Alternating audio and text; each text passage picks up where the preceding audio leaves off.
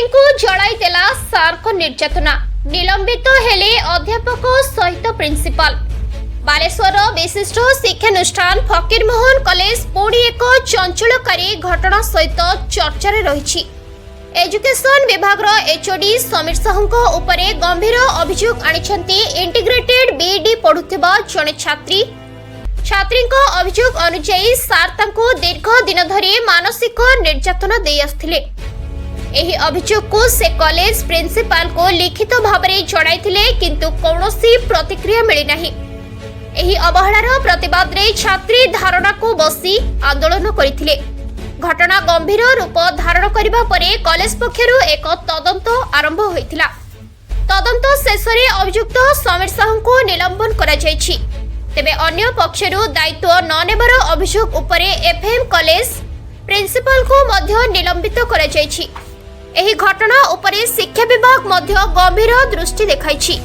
एबे देखिबाकू बाकी रहिला आगामी दिन रे एहा उपरे किछि अधिक आइनुष्ठान हुए कि नहीं।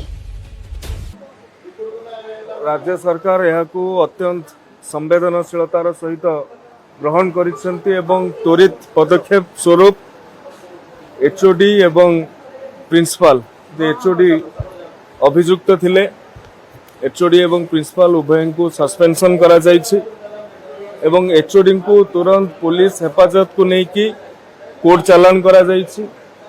ए संपर्क रे पुंखानुपुंख इनक्वारी पई डायरेक्टर अध्यक्षता रे जड़े उच्च स्तरीय महिला अधिकारी जॉइंट सेक्रेटरी लेवल रे एवं जड़े सीनियर एकेडमिशियन महिला अध्यक्षा आउ एक वरिष्ठ अध्यक्षा आउ एक कॉलेज रो सेमान को नहीं कि एक कमिटी रो फॉर्मेशन होइछि एवं ये सस्पेंशन परे कमिटी रिपोर्ट निश्चित भाव रे जो धारा रे घटनाटा जना पड़ुछि आमे ए कथारे कठोर रु कठोर कार्यानुष्ठान नबाकू पछेबु नहीं।